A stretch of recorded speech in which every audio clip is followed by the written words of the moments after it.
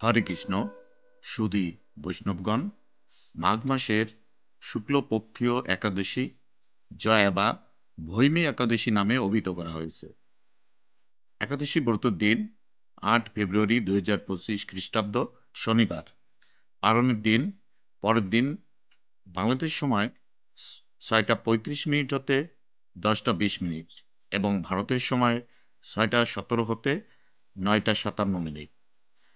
যদি আমরা ব্রহ্মহত্যাজনিত পাপ সর্বপাপ বিনাশ করতে চাই এবং মায়ের বন্ধন হতে মুক্তি পেতে চাই, তাহলে আসুন আমরা পরিবারের সকলকে নিয়ে জয়া একাদশী ব্রত পালন করি। আমার এই ক্ষুদ্র আর্ট অফ সনাতন চ্যানেলটিকে সাবস্ক্রাইব করে পাশে থাকার অনুরোধ করা হলো। আসুন আমরা জানি জয়া একাদশী সম্পর্কে।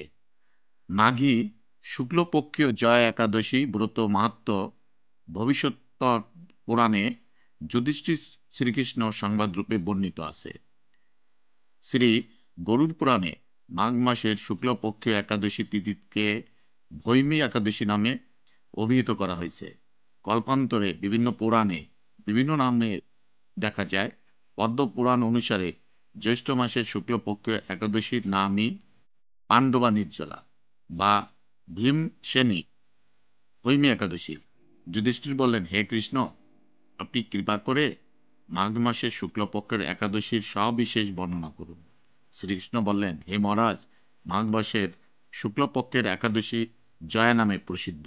এই তিথি সর্বপাপ বিনাশিনী, সর্বশ্রেষ্ঠা, পবিত্রা, সর্বকাম ও মুক্তি প্রদায়িনী।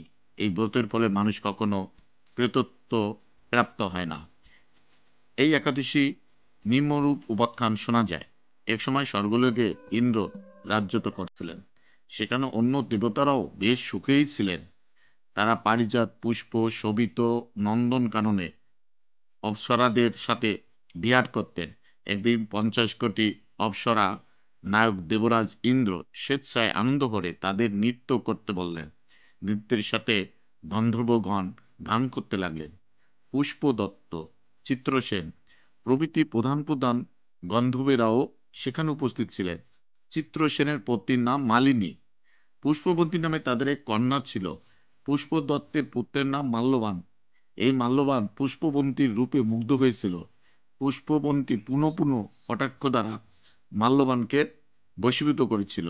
ইন্দ্রের প্রীতিবিধানের জন্য তারা দুজনই নৃত্য গীতের সেই সভায় যোগদান করেছিল, কিন্তু একে অপরের প্রতি আকৃষ্ট থাকায় উভয়েরই চিত্ত বিভ্রান্ত হয়েছিল। সেখানে তারা পরস্পরের কেবল দৃষ্টিবদ্ধ অবস্থায় দাঁড়িয়ে থাকলো।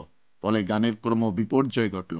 তাদের এই রকম তাল মান ভঙ্গ ভাব দেখে তারা যে পরস্পর কামাসক্ত হয়েছে, দেবরাজ ইন্দ্র তা বুঝতে পারলেন। তখন ক্রোধবশে তিনি তাদের অভিশাপ দিলেন, রে মূঢ়, তোমরা আমার আজ্ঞা লঙ্ঘন করেছ, তোমাদের ধিক। এখনই তোমরা পিশাচ যোনি লাভ করে মর্ত্যলোকে নিজ দুষ্কর্মের ফল ভোগ করো। ইন্দ্রের অভিশাপে তারা দুজন দুঃখিত মনে হিমালয় পর্বতে বিচরণ করছিল। পিশাচত্ব প্রাপ্ত হয়ে তারা অত্যন্ত দুঃখ ভোগ করতে লাগলো। হিমালয়ের প্রচণ্ড শীতে কাতরে নিজেদের পূর্ব পরিচয় বিস্মৃত হলো। এইভাবে অতি কষ্টে সেখানে দিন যাপন করতে লাগলো। একদিন পিশাচ নিজ পত্নী পিশাচিকে বলল, সামান্য মাত্র পাপ করিনি, অথচ নরক যন্ত্রণার মতো পিশাচত্ব প্রাপ্ত হয়েছি। অতএব এখন থেকে আর কখনো কোনো পাপকর্ম করব না। এইভাবে চিন্তা করে তারা সেই পর্বতে নৃতপ্রায় বাস করতে লাগলো। মাল্যবান ও পুষ্পবন্তীর পূর্ব কোনো পুণ্যবশত সেই সময় মাঘী শুক্লপক্ষীয় জয়া একাদশীর তিথি উপস্থিত হলো। তারা একটি অশ্বক্ষুত বৃক্ষতলে নিরাহারে নির্জল অবস্থায় দিবানিশি যাপন করলো। শীতের প্রকোপে অনিদ্রায় রাত্রি অতিবাহিত হলো। পরদিন সূর্যোদয়ে দ্বাদশী তিথি উপস্থিত হলো। জয়া একাদশীর দিন অনাহার ও রাত্রি জাগরণে তাদের ভক্তির অনুষ্ঠান পালিত হলো।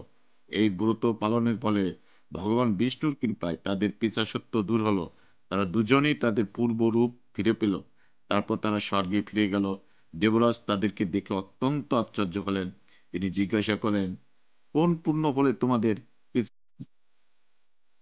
পিশাচত্ব দূর হলো? আমার অভিশাপ থেকে কে তোমাদের মুক্ত করলো? মাল্যবান বললেন, হে প্রভু, ভগবান বাসুদেবের কৃপায় জয়া একাদশী ব্রতের পূর্ণ প্রভাবে আমাদের পিশাচত্ব দূর হয়েছে।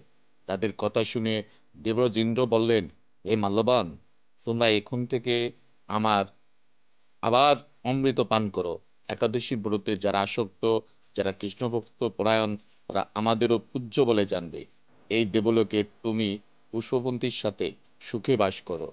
এই মহারাজ, এই জয়ব্রত ব্রহ্মহত্যা জনিত পাপকেও বিনাশ করে। এই ব্রত পালনে সমস্ত প্রকার দানের ফল লাভ হয়। সকল যজ্ঞ ও তীর্থের পুণ্য ফল এই একাদশী প্রভাবে আপনা হতে লাভ হয়। অবশেষে মহানন্দে অনন্তকাল বৈকুণ্ঠ বাস হয়। এই জয়া একাদশী ব্রতকথা পাঠ ও শ্রবণে অগ্নিষ্টম যজ্ঞের ফল পাওয়া যায়।